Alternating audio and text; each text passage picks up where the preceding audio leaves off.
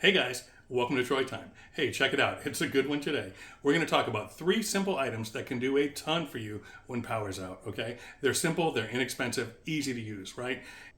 With these 3 items, you're going to be able to heat and sanitize your water, cook your food, and even keep warm in your bed all night long, okay? We're going to put those items together and we're going to put them to the test coming up next. Okay, guys, we've got a storm inbound and it's a bad one. So I'm hoping everyone's got some preparedness ready. This is a great way to be prepared. This is an awesome way to cook indoors. This is our butane stove. Okay, we covered this just recently. This is the GVDV butane stove. It was on sale at Walmart for $16. Okay, so I picked it up, I believe it was $16.99, I believe it was. It's still on sale, but they did bump the price up a little bit to $18.99. So now it's $19, but it's still just an awesome deal at that price. Normally, these stoves cost twice as much, so that's a great deal. You should pick one up.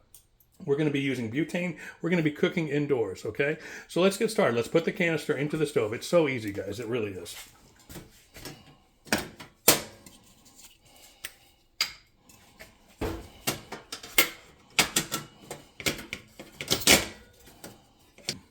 Okay, guys, you're going to match this little lever right into the slot that's on the butane canister. Then all you have to do is press this lever down. That mounts the can. Simple as that. It's even got auto ignition, so as soon as you turn this, it lights, right? Look at that. How awesome is that? I'm going to turn this down just so you can see. Beautiful blue flame, clean, right? Awesome burn, right? Tons of heat, super easy. Just like cooking on a gas stove, right? So this thing is just awesome, okay? We're going to turn it off for now and prepare our water.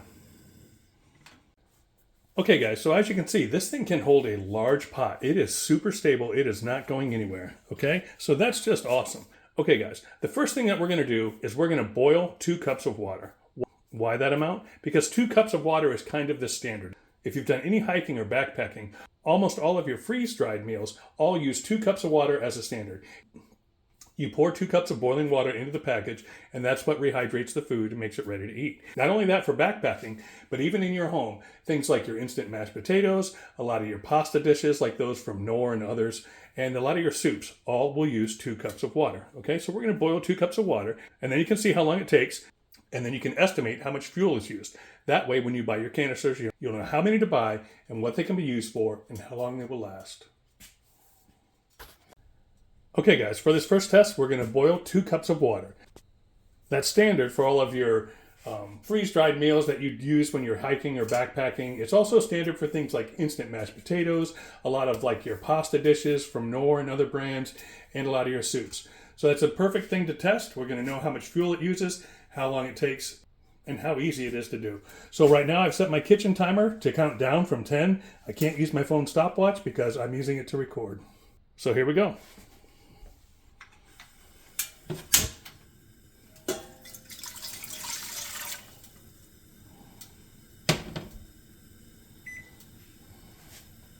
Now I did stick a lid on this pan, and it would probably be more efficient if I used a smaller pot. But for consistency's sake, I'm just going to use the same pot for everything that we do today. And here's a look at the underside of the pot. You can see the flame is perfect. All right, we're at the 8-minute mark, and we are close. We've already got bubbles. That's 8 minutes as a countdown. We're at the 2-minute mark is what I should say. We're boiling, guys, and it's less than 3 minutes. I didn't get it exactly. I think it was about 15 seconds off. I heard the noise, but I thought that was the pre-bubble. But no, we're definitely boiling under 3 minutes. Let's go 2 minutes and 45 seconds. Also to note, I started that water as cold as I could get it coming out of the faucet. So as cold as my faucet would put it out, and we're boiling in under 3 minutes, probably 2 minutes and 45 seconds. All right, and here's the stove. I just turned the flame off. No mess, no fuss, no mess, right? It's off, it's off. Good to go. We boiled that water super quick, and it just worked awesome, okay? So that's how long it's going to take to prepare mashed potatoes, soups, some of your freeze-dried meals, some of your ramens, and some of your pasta dishes. So that's just awesome. Okay, guys, how simple is that? This thing just works awesome. Okay, so for the rest of the test, we're going to use 1 gallon of water. Now, what I want to talk about are the 3 different temperatures that I care about, okay? The first temperature, 120 degrees, okay? If I can get 1 gallon of water at 120 degrees, that is going to be awesome. I'm going to use that for hygiene and cleanup. 120 is perfect for doing dishes, for cleaning surfaces, and for cleaning me. Right? So if you want to do like a sponge bath or a drip shower, if you don't have hot water, you can heat up a gallon of water, have a gallon of water ready to go for all your hygiene needs, whether it's for yourself or for surfaces or for dishes or what have you. The next temperature I want to talk about is 160, okay? 160 is a great temperature. It's actually almost too hot to touch, okay? The 160 is the temperature that we're going to use for our water to keep us warm overnight. And we're going to show those other items here shortly. But 160, we want to note, how long does it take to get 1 gallon of water to 160 degrees? And then lastly, obviously, would be boiling that gallon of water. And you would boil the gallon of water so that you can sterilize the water, you can sterilize other objects that you put in the water, and you can purify the water for drinking. So that's perfect. So the three temperatures are 120 for hygiene, 160 for heating and warmth, and 212 boiling for sterilization. So those are the ones that we're going to mark, and let's see how we do. Okay guys, we have exactly 1 gallon of water, 16 cups of water in the pan. I did let the pot cool down so that we're starting at scratch, and I used the coldest water from the faucet. If I measure here, our water is 55 degrees. Okay, I'll measure a couple places. So we're starting at water at 55 degrees. I'm trying to be realistic. If the power was out, the water that you have is probably going to be pretty cold. So we're starting at 55 degrees, and we're going to note those three temperatures. I'll be starting my countdown at 30 minutes. That should get us to where we're boiling, and we'll note those other temperature changes as we go. Again, guys, it's just this simple. And we're off.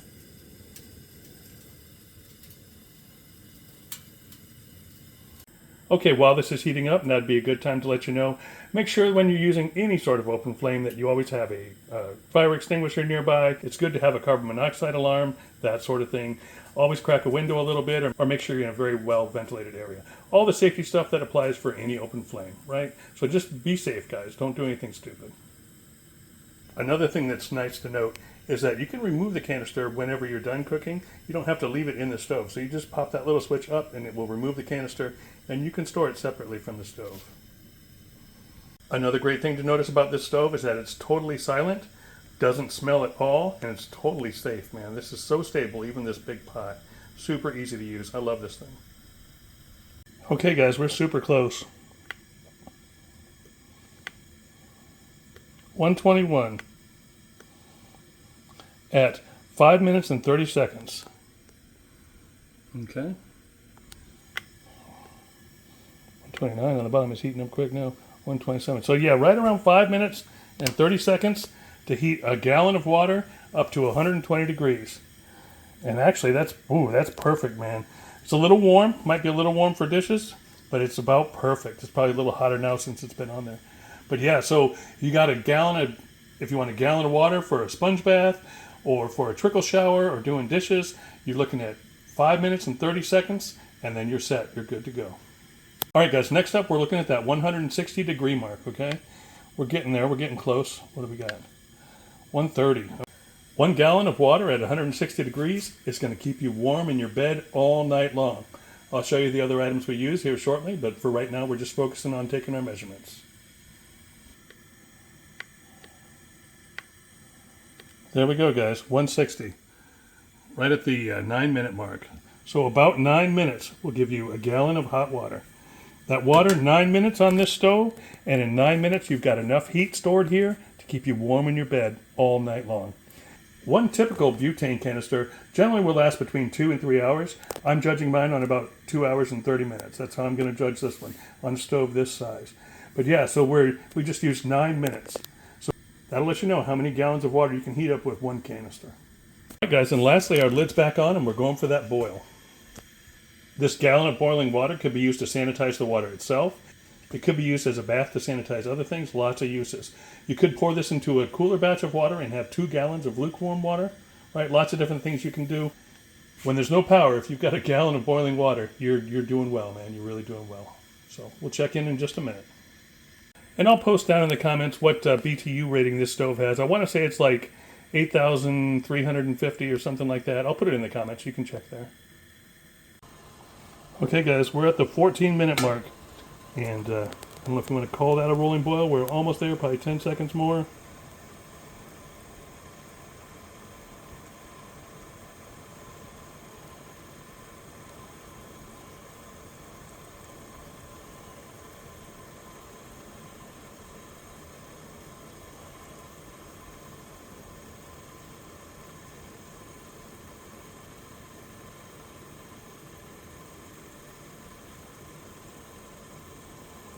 Some people might call it full boil right here. I'm going to wait till it's actually really rolling. We're coming in right near 15 minutes, guys.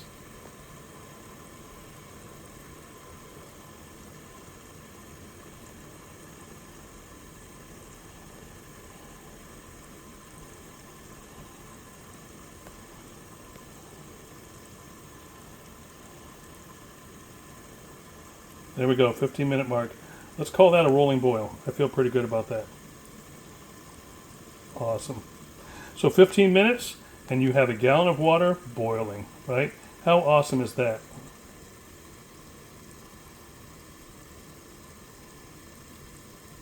And in one swift move, stove is off. Okay? No smell, no fuss. A little bit of warmth coming off of it yet, but it's going to cool right down. Canister still very cold to the touch. So that just worked out awesome. Okay guys, so I've talked about each of these items previously. This is a red rubber hot water bottle. I got this for $6 on Amazon. And this is a half-gallon insulated thermos, okay? Now, this thermos is vacuum sealed. That's great. You don't ever want to cook directly onto a vacuum sealed thermos. You would want a single walled, not even a thermos, single walled bottle. But it's a vacuum sealed thermos. So this is what we're going to do. So what you'll do is we're going to put a half gallon or so in this guy, and that heat will last for about 5 hours, okay? He's going to stay warm for about 5 hours. We're also going to put the other half gallon into this guy. We would normally do this with 160 degree water, okay? Directions on this guy say safe for use up to 130. That's all I can recommend. But personally, I use 160 degrees and it works out perfect. That's going to give you heat for about 5 hours, okay? And then this guy is where the other half gallon water goes, and he's going to stay hot, guys. My other thermos has a neoprene skin on it to act like an insulator. This one doesn't have one, so I'm just going to wrap it in a towel or a blanket. But it's going to stay super hot for 5 hours. And then when this one gets done, I empty out the water. You can actually even keep the water if necessary. If water's not readily available, you can just reuse the same water night after night. But I'm going to empty him after 5 hours. I'm going to take the contents of this guy and I'm going to pour them right in here, and you'll get another 5 hours. So that's what I'm going to do, is I'm going to use that water to keep me warm in my bed overnight. And man, does that work well. So I'm going to take this water back down to 160 degrees by adding some cold water, and then I'm going to fill each of those just like we normally would.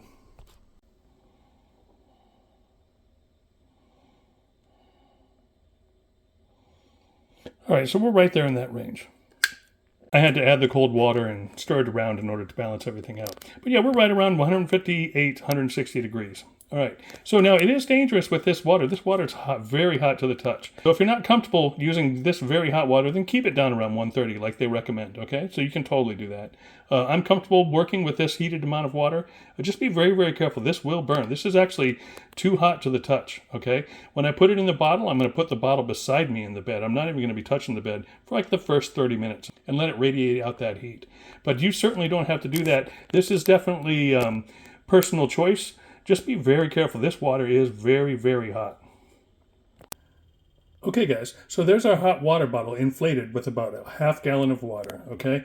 It is very, very hot. So for legal reasons, I'm going to say just use 130 degree water. Don't use the 160. I'm going to definitely make that statement. It is extremely hot, okay?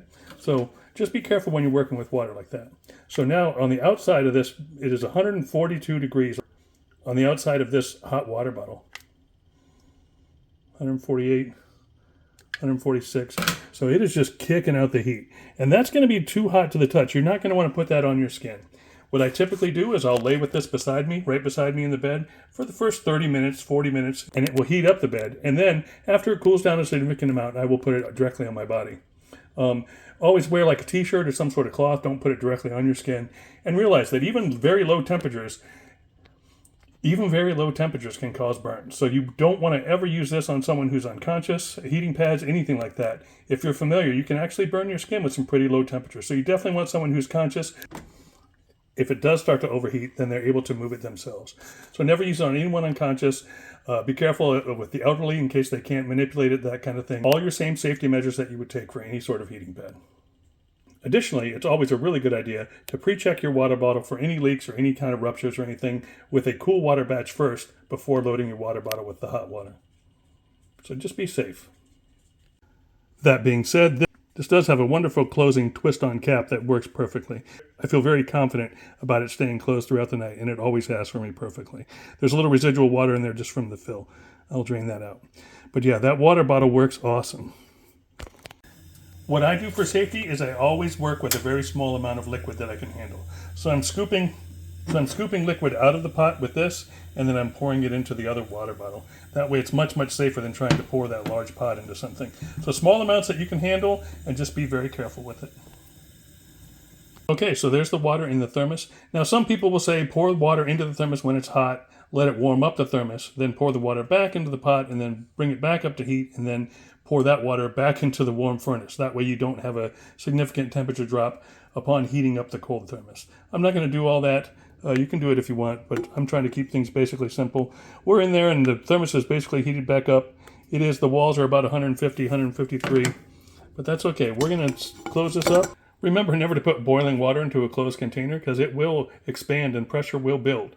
So we've got this down here around 150, 160. I feel good about that. We should be good. So we're going to call that going in there about 150, right? And we're going to see where we're at in 5 hours with this guy as well as that guy. Okay guys, I put the hot water bottle and the thermos wrapped up in a comforter upstairs. I'm going to measure them in 5 hours. What I'm going to do is I will show those results on one of my following videos. I don't want to wait 5 hours to turn out this video. I want to get this video out today so that people still have time to use some of this information before this monster storm hits. We've got this ice storm firm that's just knocking at the door ready to just pound us with some ice. So I want to get this video out there. So check one of the next videos coming up. I'm doing some more magic with that thermos. It's going to help us use less fuel. I've got a few tricks up my sleeve I want to show you. And on that video with the thermos, I'll include the video of what those temps are 5 hours from now on those items. So make sure you like and subscribe. Subscribe so you don't miss all the videos, but in particular that video that's coming up real soon. Thanks for being here, guys. I got a ton of videos coming out. I've got lists of videos to make, and I'm trying to knock them out. This is a great, easy, simple way to actually just have hot water, have heat, and have food. And it just works out so awesome, so clean, so easy, so nice. It's wonderful. So I hope you pick one of these up. I talked about the stove. About 2 weeks ago, I told you about that stove being on sale. It's still on sale from Walmart. You can get that's about $19 now. You can get the red rubber water bottle for about $6 usually on Amazon. And look around for any sort of half-gallon thermos. Usually they run about $15. So this setup is not expensive. Anyone can do it, and it can really make your life much, much, much more pleasurable when power goes out, okay? So I wanted to get this out there. I hope you like it. Say hi in the comments. Let me know where you're watching from. Let me know what you think about this video, and subscribe to my channel. Thanks for being here, guys. This is Troy Time. I'm out.